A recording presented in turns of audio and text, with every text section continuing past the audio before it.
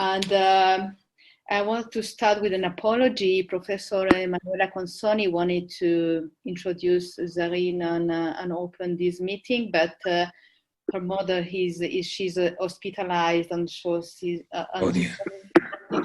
had a meeting with the doctor, so she can't be here with us today. So my apologies on her behalf. And well, I would like to introduce Zarin Aschrafi. She's working at the Leibniz Institute for Jewish History and Culture, called Simon Dubnov, in Lipschitz, as a doctoral candidate since 2016. She studied history and German language and literature at the universities of Munich, Freiburg und Breisgau, and Tübingen, and completed her MA degree in 2014. Her dissertation project is called From Frankfurt to Babylon, a history of Jewish intellectuals in the Federal Republic of Germany, and her supervisor is Ifat Weiss. She already published a number of articles, all in German, which I'm not fluent in, but I can give you the translations to English of some of these articles. That one is The Middle East in Frankfurt's West End District, Political Actors on Their Conflict of Interpretation, 1967 and 1972. And Enlightening Counter-Public and Political Conversion, the Club Voltaire in the 1960s. So let's see if Zarin is now with us. Zarin? Okay, so we have problems with the connection. Yeah, now it is stable. Yeah. Okay, so please, Zarin, the floor is yours. Thank you so much, Martina. And also thank you a lot for giving me the opportunity to present my paper.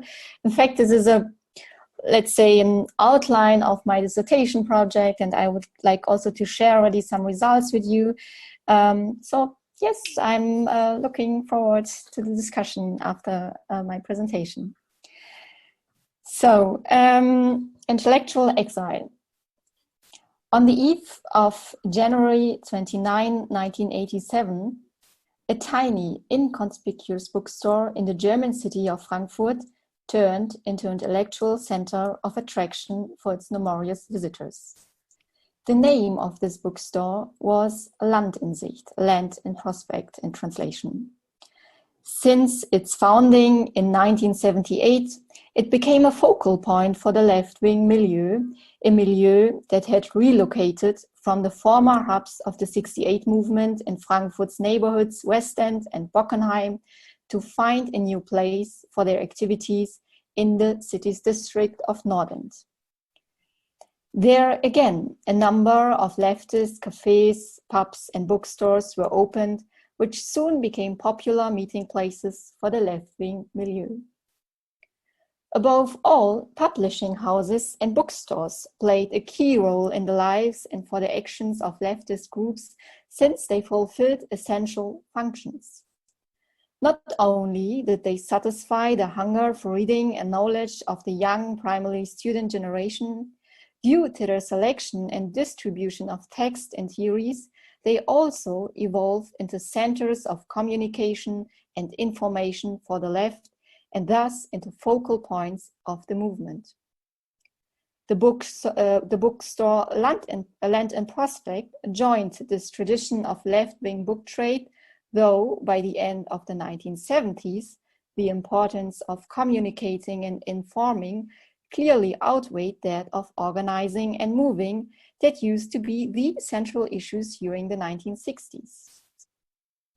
This change was particularly evident in a series of events to which the evening of January 29, 1987 proves to be a telling example. A group of editors was invited to present a new journal, which had been published for the first time only a few months ago. Among these editors were Dan Diener, a professor of history in Essen at that time, the journalist Martin Löwbeer and Gertrud Koch, as well as group psychologist Susan Hennen-Wolf and Silly Kugelmann, who worked at the Jewish Museum in Frankfurt later. They were colleagues as well as good friends who had been part of a larger discussion group since 1980. When the discussion group dissolved in 1985, they founded the journal roughly a year later in October 1986. This journal not only allowed the group of editors to keep up the informal network and to continue the intellectual exchange, but also to make the content of their discussions available to a broader public. It becomes apparent that what had previously only been negotiated and discussed within a small group now found its way into public discourse. However, what made this evening in the bookstore so special, also from a historical perspective, was not just the presentation of the new journal, but rather the appearance of the panel of editors itself. They distinctively came forth as Jews in the leftist bookstore as intellectuals with a Jewish background. One might think that there was no reason to do so, to come forth as Jews. It was a different case, for instance, when members of the Jewish community had vehemently protested against Rainer Werner Fassbinder's play Garbage the City and Death in October 1985, which they accused of being anti-Semitic.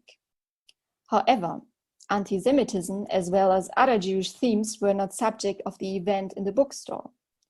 Nor was it to be about Israel and its politics, which above all had dominated the left-wing discourse since the war in Lebanon in 1982. Then, what actually was the reason for the group of editors to come forth as Jews in the leftist milieu and to present a journal that they named Babylon? Babylon, a mythical place that has an important function in the Old Testament narrative, since it is said to be the exile of the Judean upper class of Jerusalem around 600 BC.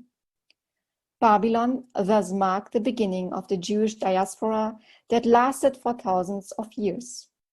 This place of sacred history had also become history itself, a non-existent and non-worldly place that now graced the title of the new journal. Babylon, an intellectual home for its Jewish editors who grew up and were living in Germany. In that way, the journal became a confession to the exile. Or more precisely, and this is how I will argue in the next 40 minutes, Babylon became an intellectual exile. This intellectual position was explicitly expressed in the programmatic editorial of the first issue. The editors argued that they intended to establish an, I quote, intellectual discourse on Jewish problems, quote end. While they did not understand themselves as, quote, representatives of a religious, social, ethnic minority, they positioned themselves as, again, quote, universalistically oriented or intellectuals who wanted to transgress the particularity of their origin without denying it. Yet the focus of the journal should be by no means reduced to Jewish themes in a particularist sense. Rather, they intended to take up topics that, I quote, to the greatest extent possible and universalistically deal with Jews and Judaism or attributed to them. With this perspective in mind, they hoped to issue a critical appraisal of what they understood as their, I quote, political and cultural sensitivities in society. To achieve their aim of integrating Jewish themes in a wider political and cultural context, the editors both published their journal under the umbrella of the leftist publishing house called Neue Kritik, New Criticism, as well as chose only non-Jewish places for the presentation of the publication and for the discussion of its contents. Studies on journal research have pointed out the historical autonomy of a medium. Therefore, publications are understood as interventions which reflect a specific perception of time. The publication of the first Babylon issue in 1986 can also be seen as an expression of intellectual and political participation in the debates of the time. However, its founding goes back primarily, as I have already mentioned, to a discussion group in Frankfurt initiated by Silly Kugelmann in the spring of 1980, which gave itself the name Jewish Group. This name, which was informally introduced by the participants themselves, expressed two intertwined experiences, a generational and a German experience.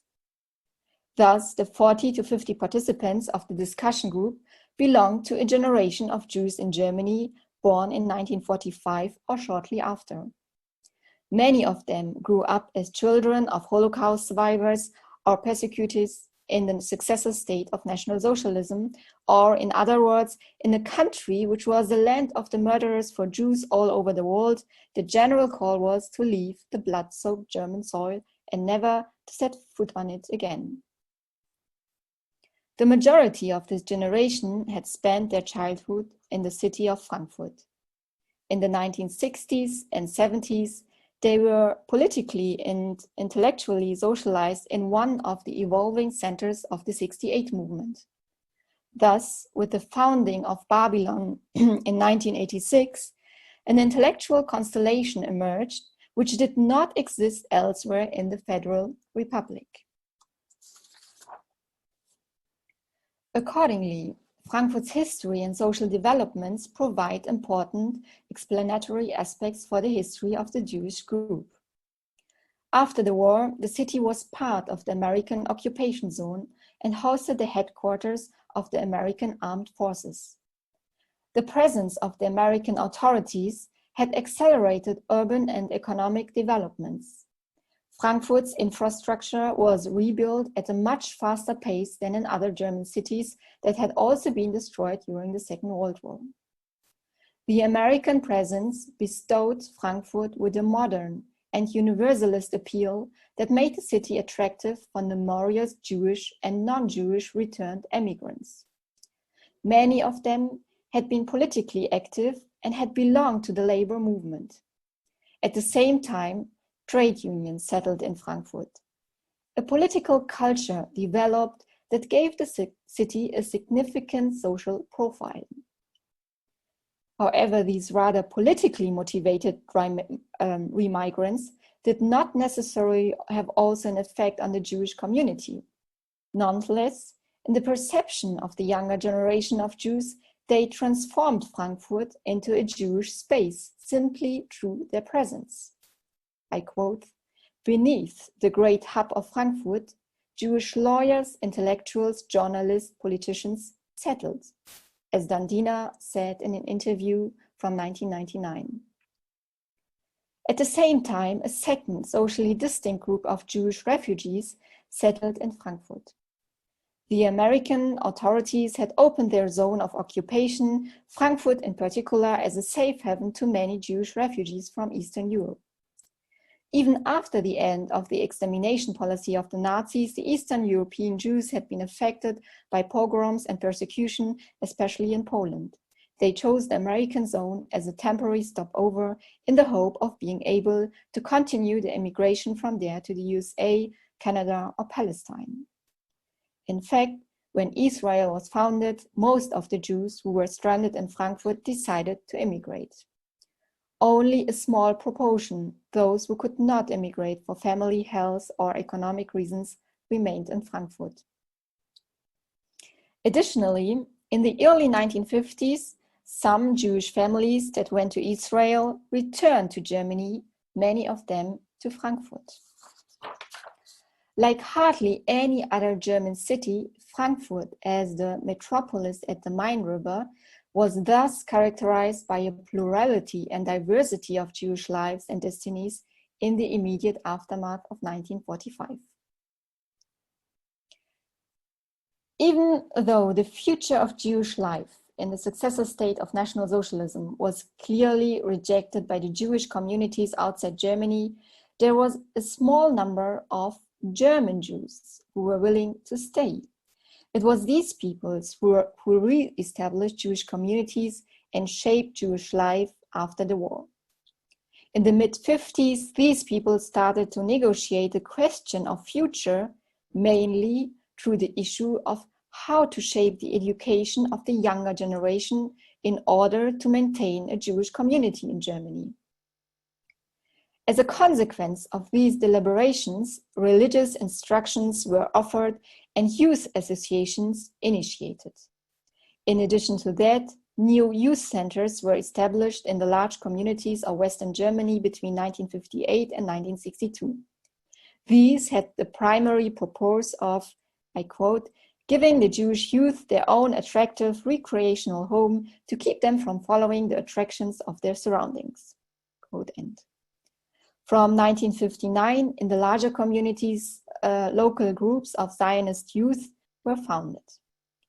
Israel was to become a central topic for the youth education of the Zionist youth centers and the youth centers, also because many educators were requested from Israel to work in the youth programs in Germany.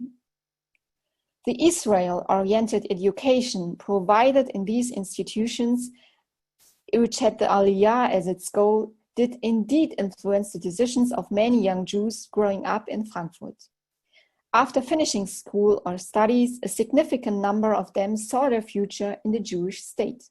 For example, Silly Kugelmann, who liked to spend the afternoons after school in the Zionist youth in Frankfurt, where she regularly met with friends such as Micha Brumlik or Doron Kiesel. All three left Germany in the mid-1960s. Later, in spring 1980, their paths were to cross again in the Jewish group in Frankfurt. Certainly, their decisions in favor of Israel did not result solely from the Zionist beliefs. In particular, the anti-Israeli rhetoric and agitation of the student New Left, which had dominated universities and the wider public since the 1967 June War, encouraged many to leave Germany behind. In the beginning of the 1960s, however, the organizational and ideological wing of the political left had once opened doors for the young Jews into the German majority, doors that had to be shut for their parent generation due to their expulsion and persecution by the Germans. In 1963, for example, a bar named Club Voltaire was founded in Frankfurt, which, due to its left-wing appeal and its programmatic link to the ideas of enlightenment, which created a space in which political developments in Germany and the world could be discussed among young people. These young people, supported by representatives of the old labor movement, believed that time is on their side, like the eponymous title of a 1963 released song indicated, and which later on became popular by the Rolling Stones. The young people demanded comprehensive social changes. Their optimistic attitude to life was often underlined by a non-conformist appearance. Behind the doors of the inconspicuous but immensely popular Club Voltaire, a political opposition and a cultural awakening arose, inspired by the lectures and debates of their guest speakers, among them many Jews. It was an opposition which also young Jews could identify with. In the Club Voltaire, they not only acculturated themselves culturally, here their presence as Jews in the land of the murderers lost its political significance. The space enabled them to make a transition from the Jewish to the common. Yet this identification also came with fracture, which became apparent in the summer of 1967 due to the anti-Zionist interpretation of the Six-Day War. The pervasive adoption of Marxist theories and revolutionary ideas among the student left led to an oversimplified interpretation of the Israeli-Palestinian conflict. A particular popular solution was seen solely in the so-called liberation of the Palestinians. The German students received moral support in the vigorous demands from the Israeli left. With Dina Stein and Maya Cohen, the Socialist Student Association, the SDS, found members of the socialist Israeli group Matzpen on their side. As representatives of the so-called Jewish group in the SDS, Stein and Cohen were among the fiercest critics of Israeli politics. They hoped that their demand for a socialist overthrow in the Middle East would lead to a common future for both Arab and Jews in the region.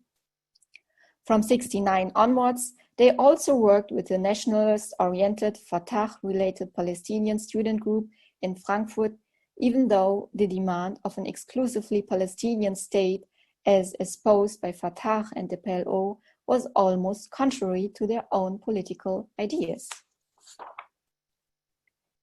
It is hardly surprising that this political attitude was met with disapproval from other young Jews who also considered themselves to be politically left-wing. These Jews, who were socialized in Germany at the time, included the aforementioned Dandina, but also medical students Hishi Rothmensch and Marek Gläsermann and Georg Heuberger, who later became the first director of the Jewish Museum in Frankfurt. In contrast to their German and Israeli fellow students, they did not understand Zionism as an ideology of oppression. Drawing on ideas of the theoretician Ber Borochow, they argued as representatives of the Federal Association of Jewish Students in Germany that Zionism must be regarded as a movement for the liberation of the Jewish people. In September 1969, they even founded a publishing house named after Borochow to issue a reprint of his first paper from 1906, The Foundations of Poale Zionism. However, I want to argue that this adoption of Marxist Zionist ideas at the end of the 1960s was not only a theoretical intervention, it was also related to a yearning for Jewish identity among the young generation. This is exemplified by the issues of the Berlin youth magazine Shalom, which appeared between 1970 and 1972. In its thematic issues on Jewish identity, Shalom frequently took up the so-called Jewish question, and in this context printed text by Karl Marx, Karl Kautsky, Joseph Stalin, Jean-Paul Sartre, Abraham Leon, and the aforementioned Ber Borochow. As a consequence of their Zionist ideals for Dina, Rothmensch, Gläsermann, and Heuberger, this search for Jewish identity also opened up the prospect of migrating to Israel. The 4 Borochow recipients left the Federal Republic of Germany after completing their studies and doctoral thesis in the early 1970s. Although the Zionism of Kugelmann, Brumlik, and Kiesel on the one hand, and that of Dina, Rothmensch, Gläsermann, and Heuberger on the other hand, had a different theoretical provenance, their experiences of Israel were similar in one respect. Their Zionist expectations were soon caught up by Israeli reality. About 80% of the young Jews from Frankfurt who migrated to Israel returned to Germany after only a few years, Doron Kiesel recalled in 1992. In addition to Kiesel, the returnees included Kugelmann, Brumlik, and Dina. While Brumlik, in the course of his studies at the Hebrew University in Jerusalem, came closer to anti-Zionist ideas through his contact with Max Penn, Dina's increasing distance to Zionism was fed by his experiences as a soldier in the Yom Kippur War of 1973. During a patrol in the occupied West Bank, Dina, as he noted retrospectively in 1980, realized that Zionism could not only be understood as, I quote, mere a form of ideological justification of the Jewish state, quote, but also as a kind of, quote, material violence. Dina distanced himself from his initial stance on Zionism, which, as he wrote, was a bitter process. A political disillusionment also set in with Brumlik, which led him to remain a political seeker after his return to Frankfurt in 1969 and to pursue affiliations for divergent left-wing groups. Finally, in the mid-1970s, he found a political home in the Socialist Bureau, SB, which was founded in 1969 in Offenbach, a city close to Frankfurt. Diener was also drawn to the SB after his return to Germany after the war 1973. Both were involved in the editorial staff of the journal Links Left, where they became friends and worked together from then on. The SB, the Socialist Bureau, which has been poorly explored by historical research so far, formed a kind of communication platform for undogmatic leftists at the time. During the 1970s and 80s, it undoubtedly formed one of the most powerful organizations for the left in the Federal Republic. The topics taken up by the SB predominantly focused on domestic political issues. Controversies on foreign policy were discussed mainly in working groups such as AK Internationalism, founded in the mid-1970s. In contrast to other communist groups at the time, this working group tried, as Detlef Clausen, a student of Adorno, remembered, to understand international conflicts beyond the anti-imperialist framework of interpretation. At the same time, a private discussion group was established in the apartment of Ernst Löwy. Ideologically, as well as personally closely connected with the SB, Löwy not only took up current political topics, but also spoke, I quote, openly about the worst horrors of the short century. Löwy may have appreciated and established this exchange in an exclusive private circle against the background of his life and his political activities in Palestine. As a 16-year-old, he had come to Palestine in 1936 with the Youth Aliyah and completed an apprenticeship as a bookseller in Tel Aviv. He quickly came into contact with an intellectual circle of German immigrants, the so-called Circle of Book Friends. Like this circle in Tel Aviv, the meetings in Frankfurt now also had the character of an exterritorial gathering of scattered people who shared the experience of the Weimar Republic. Soon, the group was expanded to include guests of the younger generation.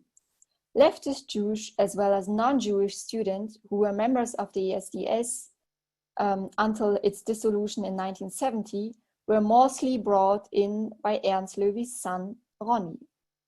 In this way, Clausen, the Adorno student, for example, who like Diener and Brumlik was also active in the left-wing editorial office of the SB, came into contact with respected figures from the old labor movement, such as Jakob Moneta or Heinz Brandt. These were the leftist milieus in Frankfurt in which the young Jews integrated against the background of their experiences in Israel and in the light of their wish for a common future for Arabs and Jews in the Middle East, for which they had now taken a decidedly more Zionism-critical position, even approaching Max Ben. But their attempt for a political integration in the left-wing milieu in Germany was not without consequences. Soon, it brought them into conflict with functionaries of the Jewish community in Frankfurt who had a different mindset about Israel.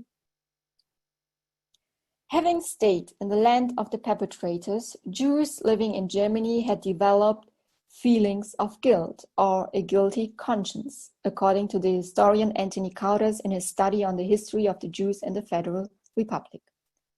This perception led to an unconditional support and brought fundraising campaigns for the Jewish state by the Jewish community.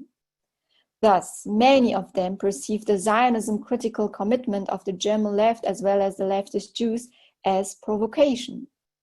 Their activities were considered anti-Jewish, according to the Berlin community functionary Heinz Kalinski.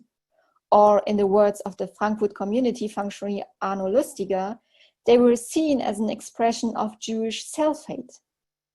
In the spring of 1980, this conflict finally led to an appeal by Kugelmann and Brumlik to young Jews in Frankfurt to come together for a joint exchange. In the letter of invitation to a corresponding meeting, they explicitly stated that they intended to address the question of, I quote, the relationship between anti-Zionism and anti-Semitism, between self-hate and shame. The publishing house Neo-Criticism offered a space for the discussion arranged through friendly contacts with members of the publishing house.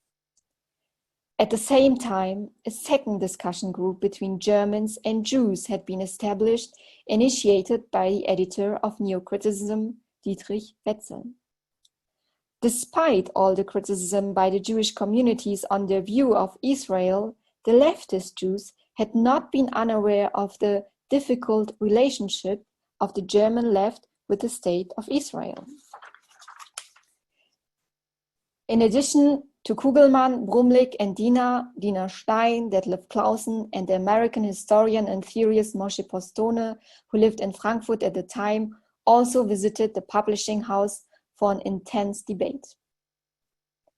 The discussions and critical reflections of the German Jewish meeting gave rise to the publication Die Verlängerung von Geschichte, The Prolongation of History in 1980, in which various contributions discussed the Germans' leftist handling of its history and its interpretation of the Middle East conflict.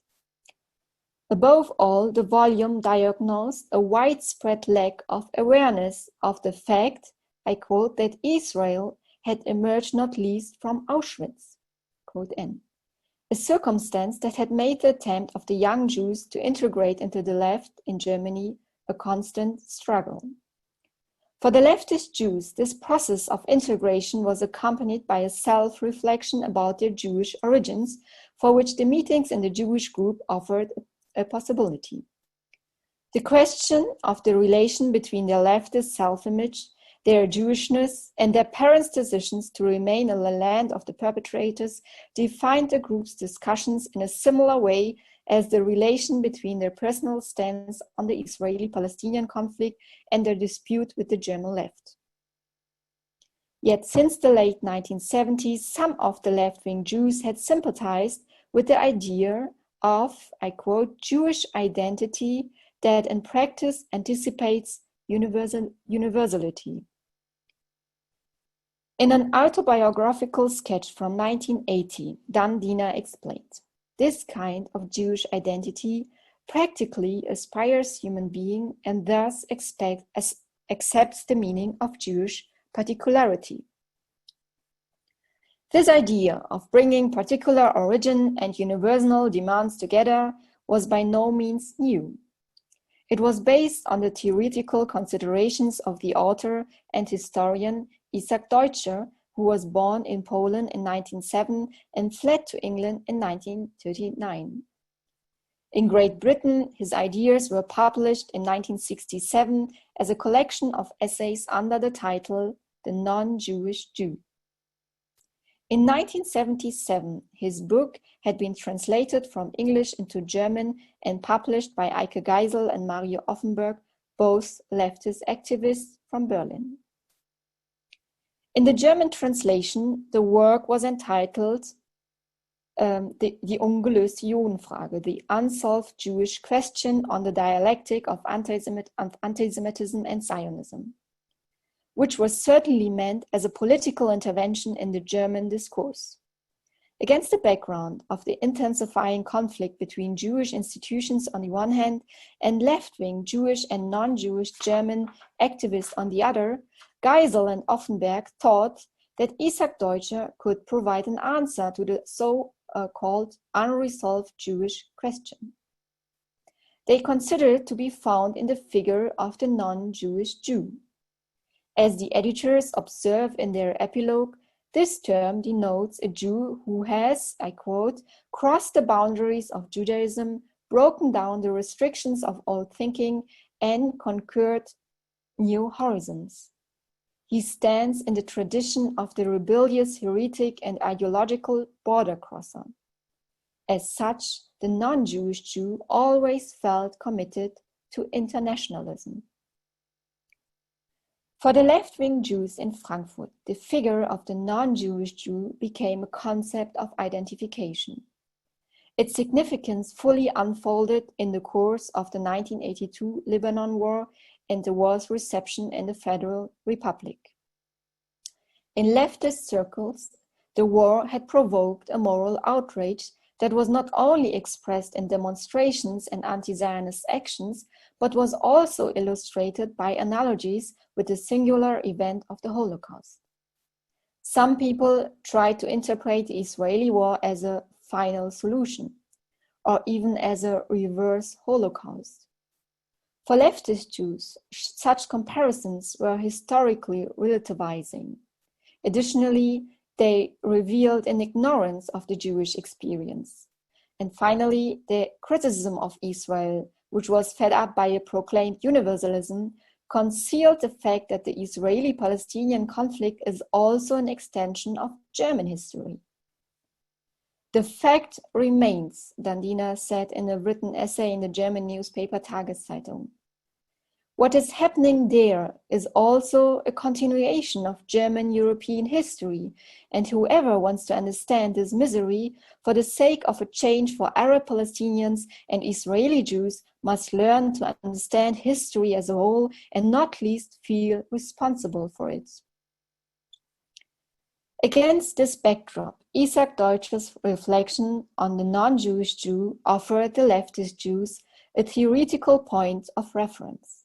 The writer, who saw himself as a Marxist, declared his Jewish origin to be, I quote, unconditional solidarity with the persecuted and exterminated.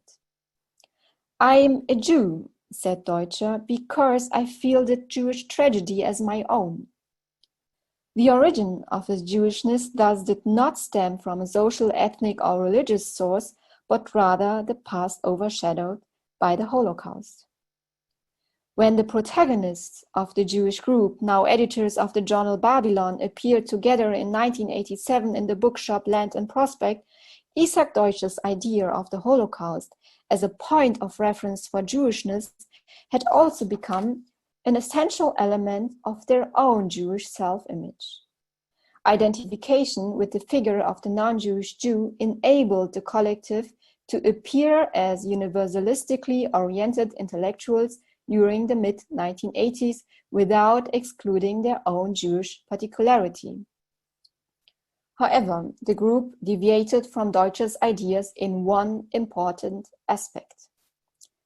Deutscher legitimized his ideas on the compatibility of universalist orientation and Jewish origin through the prism of the Holocaust, by referring to historical figures such as Heine, Marx, Börne, Lassalle, Luxemburg, Freud, and Trotsky. Thus, thinkers who could have appeared as acculturated socialists before the Holocaust.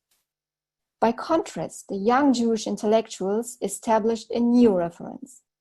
They reflected on the extermination practice of the Nazis, who had ushered a way of dying that also affected, I quote, the consciousness and the life and survival of the survivors. Thus, they reasoned a transgenerational tradition of the Shoah.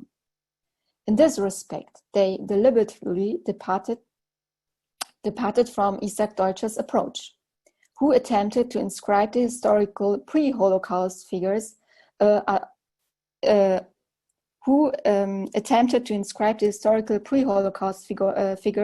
a posteriori into a German Jewish tradition.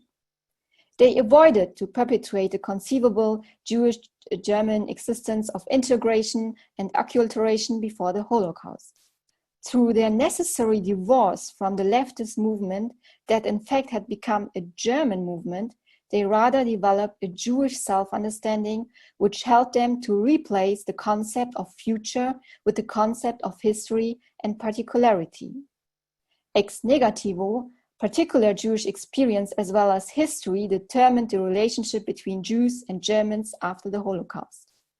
Accordingly, Negative Symbiosis headlined the introductory essay in their first issue of Babylon, and moreover, Negative Symbiosis was exactly also the focus of their lecture in January 1987 in Frankfurt's tiny bookshop, Land and Prospect.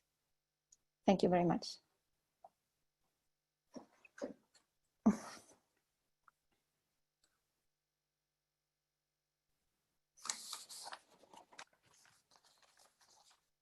Martina, you're on mute.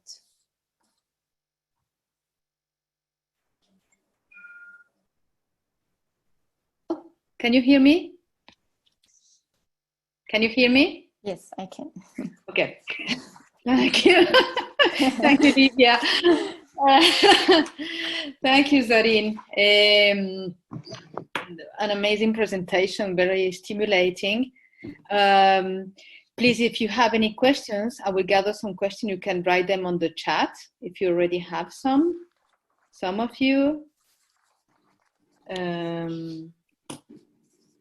We'll wait for a while if you want to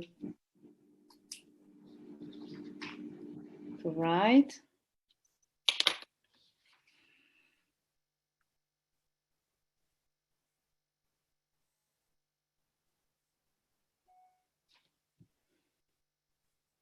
So Zarin, this is from your dissertation. Actually, you are just outlining some of the lines of the working lines of your dissertation, right? So exactly, this is actually, let's say, the storyline of my dissertation. So this is like, yeah, the storyline. It's good. The narrative. May I ask you how you got to this topic? Why? Because you're talking in a very sensitive way. You're touching it in a very sensitive way, and I'm asking myself how you came to focus on this particular topic. What's the story behind your research? If you can share with us. Sure. So I know it's unconventional, but I just I'm already very familiar with this question because I get asked very often how I came to this topic. So, but let me just say that, like, as you introduced shortly my CV, I'm coming from a German history. So I didn't study Jewish studies or Jewish history in a particular sense. I studied German history, and this is actually my perspective on my subject, on my topic, on my dissertation, that I'm trying to integrate a Jewish perspective is not let's say perspective. I'm not so happy with this word, but let's say Jewish perspective, because I'm not so happy with this word because I'm not a Jew. So, but let's say I'm trying to integrate a Jewish perspective in the German history, to like in the history of the leftists in Germany, as well as the history of Federal Republic. So this is like my aim, my goal, to also consider this Jewish leftist perspective in the German history, yeah. So why Jews? Sorry? Ask why the Jews? Sorry, I didn't. Why the Jews? Why did you choose as someone coming from German history on a like it is a minority perspective, first of all. So this is something which is probably interesting for me, and the other thing is like after the Holocaust, Jewish self-understanding and the self-image of what is a Jew completely changed. So like I showed you, is like before the Holocaust, it was possible to perceive and to be also engaged as a socialist, and somehow like to overcome this particularity. But after the Holocaust, as I showed through my protagonist also, this is a struggle. Really, this is really something which they can't. I mean, they tried to become leftist. They tried to become universalist and to develop a universalist position with regard to Israeli-Palestinian conflict, for example. But they failed in the sense that the leftists just adopted their position, and somehow also the leftists in Germany legitimized their position by referring to Jews or Israelis, saying, well, so we also have a universalist like position. But that was actually not the case. If you like look deeper in their kind of argumentation of the German leftists, you see that there is a lot of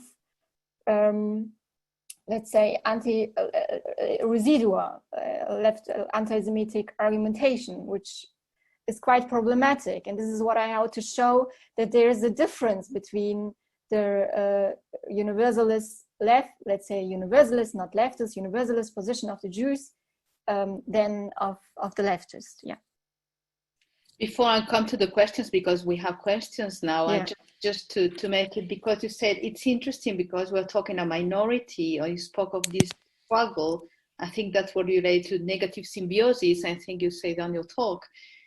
Do you think this can throw light into the position of other minorities in other Western societies, like a case study that can throw light into other cases which in a non-Jewish or non-German context, or maybe a non-Jewish and German context, or in general?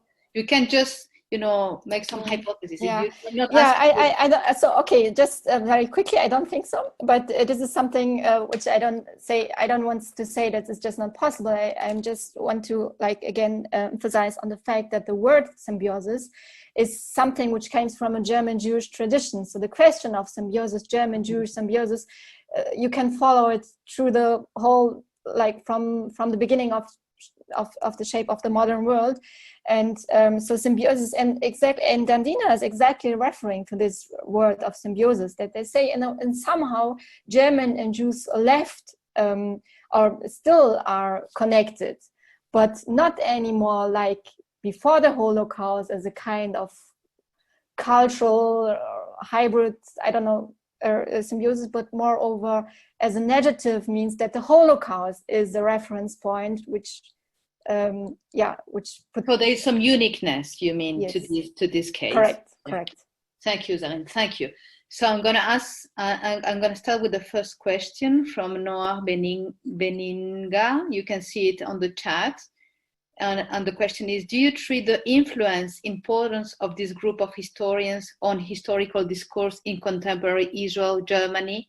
How would you evaluate it? That means the influence, the importance of this specific particular group of historians in general in the historical discourse in contemporary Israel or in Germany. How important these historians are in they become important. I mean, Dandina is one of the prominent historians in Germany, and the others like Silly Kugelmann and Georg Heuberger, who work later in the Jewish Museum, also somehow shape the history of Jews, writing a history of the Jews in Germany. Yes, of course, they this is exactly what their aim was, to try to include this Jewish history into this general history, and that's why they published Babylon, to interfere in the public discourse. This is exactly what they tried and they are quite prominent. I mean, they are public intellectuals, all of them. I see. Okay. In Germany, yeah. Okay. So I'm going to the next question from Gabriel Ashkenazi. And can you explain more in what sense the Israeli-Palestinian conflict was perceived as a continuation of German history? Yeah. So this is something which Dandina, because he's the historian, he worked out that the continuation is that sense that that he is saying that the establishment of the Jewish state was not a consequence of Zionism or Zionist movements. In fact, this establishment goes the establishment goes back to the Holocaust, because the Holocaust and the refugee crisis caused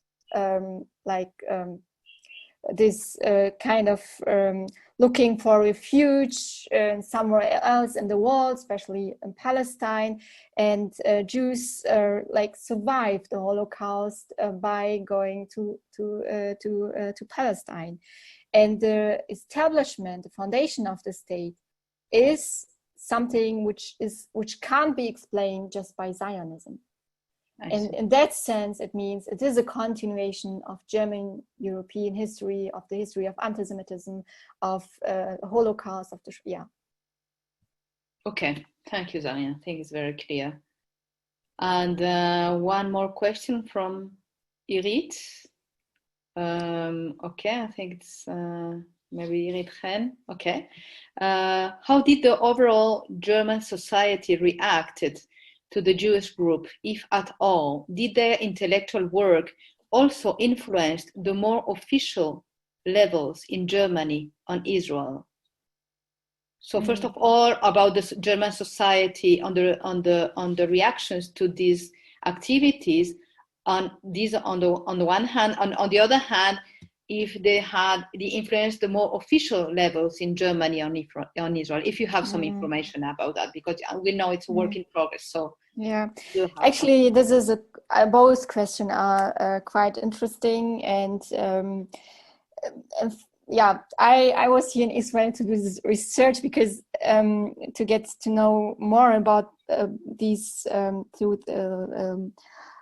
levels of perception. Unfortunately, I can't answer the second question regarding to official level. The German society, let's say the leftist milieu, of course, like was aware of this position, of this Jewish position, and they had this exchange in these small spaces, Club Voltaire or New Criticism, the publishing house, and there are some other places, spaces as well. But the whole, like the majority, I am not sure whether it's also in a very intellectual position they developed. So yes, let's stay at this. And the second one, unfortunately I can't. I would like to, because this is a very interesting and important question, which I also ask myself. But yeah. But you don't know yet. Yeah, it's a work in progress. It's perfectly fine. Okay, I think we don't have any questions. I mean, this whole online thing, sometimes we don't. I do have. Okay, Ivan. It is not that they are not questions, more associations and suggestions. First of all, Zarin, do you have an impression about, first of all, the attitude or the connection between the Babylon and the historical style? On the other, second one, I'm sorry, the Babylon and historical Streit. Okay. Secondly, usually we are using this victim-perpetrator roles, but it is worthy to catch up Cartman's interpretation from 1968, the third one, Savior. And I do have the impression that could be, which is, we know, as much traumatized as the other two ones. Thirdly, this non-Jewish Jew connected this kind of savior, I think, role, as far as I can see. Do you know this Isaiah and Isaiah, David Coates' book, published, I think, Yale, 2013.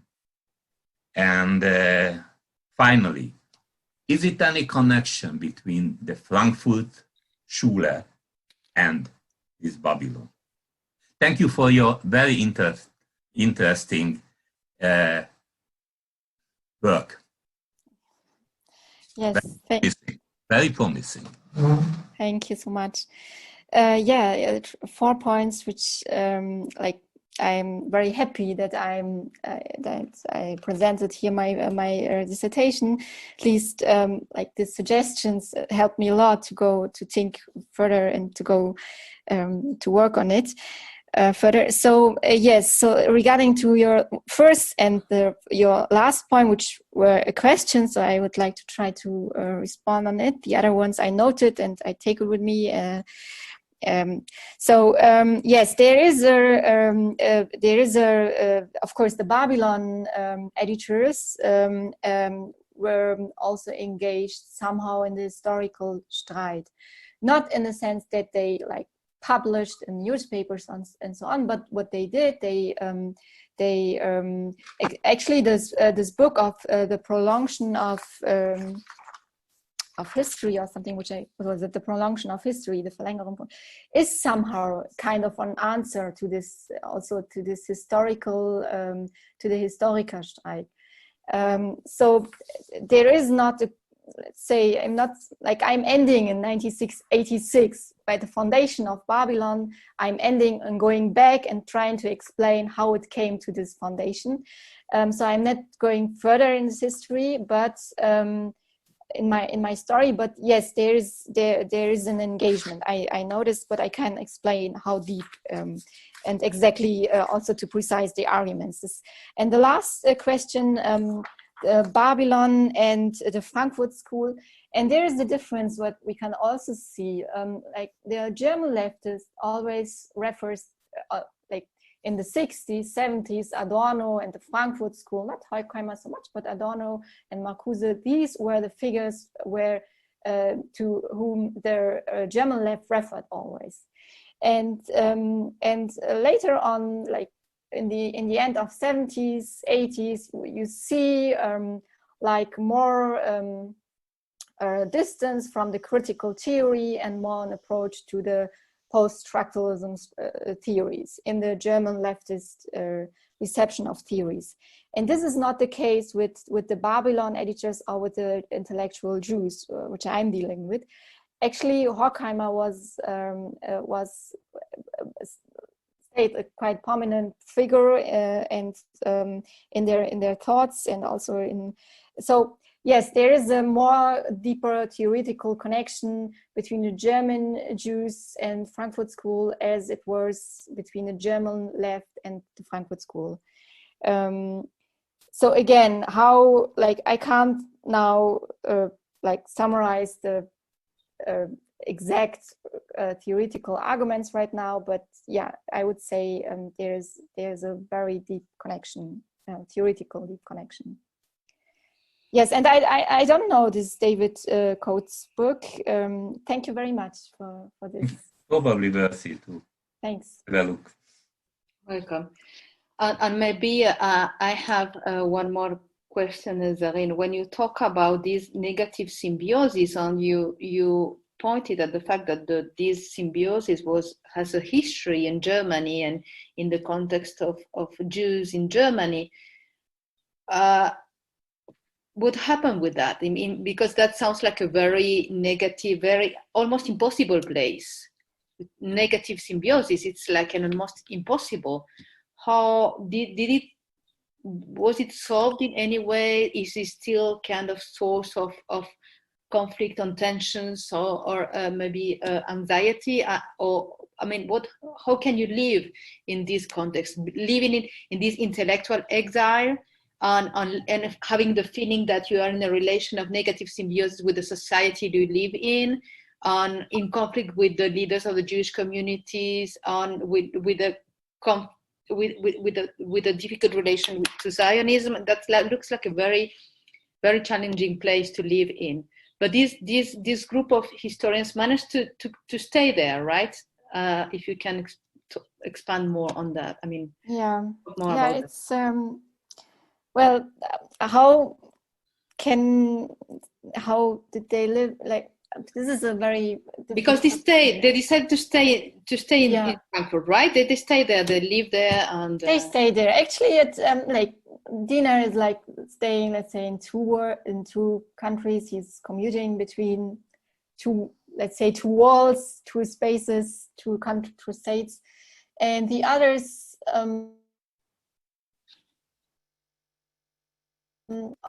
of course, they're by the fact that they get an Israeli-oriented education, just by the fact that due to the history of the foundation of Israel there. So then how they can say in Germany, right, there's always like a kind of there are public intellectuals who are always interfering in public discourses, in intellectual discourses. So this is probably, yeah, I think it's somehow choosing a Babylon as a space of, as an intellectual exiles mean, like they also try to explain it in their editorial of the first issue, that they try to engage in discourses by from a position which is in the periphery. And periphery means minority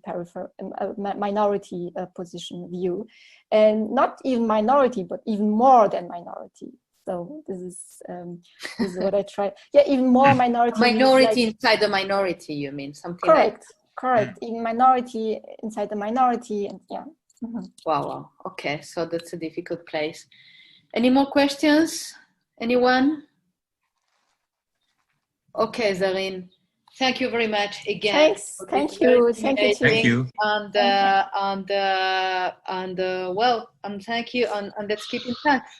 Take care. So bye. thank you so much, Martina. Bye. Yeah. Thank you, everyone. Bye.